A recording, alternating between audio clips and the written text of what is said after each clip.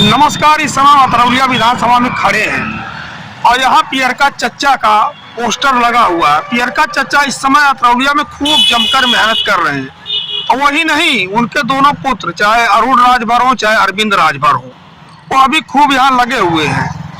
और ऐसा माना जा रहा है कि पियरका चच्चा यहाँ अपने पुत्र अरुण राजभर को चुनाव लड़ाने के चक्कर में है विधानसभा का, और भारतीय जनता पार्टी इस पर सहमत होती हुई दिखाई दे रही है, क्योंकि यहाँ से 2 बार भारतीय जनता पार्टी जो प्रत्याशी हैं चुनाव हार चुके हैं। निषाद पार्टी पिछली बार यह सीट खाते में गई थी तो प्रशांत सिंह चुनाव लड़े थे, वह भारी मतों से चुनाव हारे थे। उससे पहले यह सीट जो है कन्हैया निषाद के खाते में गई, वो अभी चुनाव हार गए मामूली अंतर से। तो वो प्रकाश राजभर यानी चच्चा ने भारतीय जनता पार्टी पूरी तरह से अपने भरोसे में ले लिया है कि अब इस सीट पर जो है पिछड़े समाज का ही कोई नेता चुनाव जीत सकता है, और उन्होंने पूरी तरह से यह अंक गणित समझा दिया है कि किस तरह से जीत सकता है।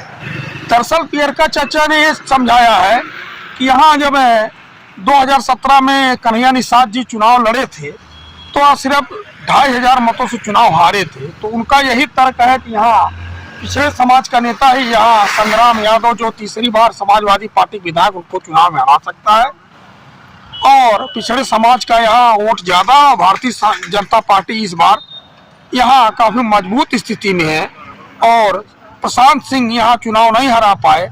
इस बार राजभर समाज का वोट, निषाद समाज का वोट, प्लस जो है ब्राह्मण समाज का वोट, ठाकुर समाज का वोट, और कुछ जो है इन पिछड़ी जातियों का वोट जो है जैसे मौर्य समाज, कुर्मी समाज को मिला करके हम जो है इनको शिकस्त दे देंगे।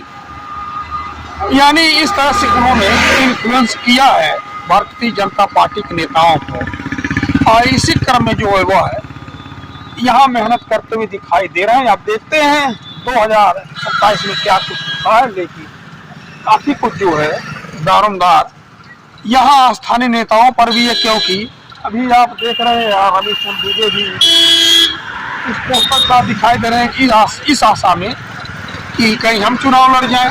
दुबे जी भी एक बार यहाँ से बसपा से चुनाव लड़े थे लेकिन उनको सफलता नहीं मिली, लेकिन राजभर जी तो अपने पुत्र के लिए यहाँ खूब जोर शोर से लगे हुए हैं और गांव की खाक छान रहे हैं। लेकिन अचानक उनकी स्वास्थ्य जो है यहाँ गड़बड़ा गया तो अभी वो नहीं सक्रिय है, लेकिन उनके दोनों पुत्र जो यहाँ इस इलाके में काफी सक्रिय हैं।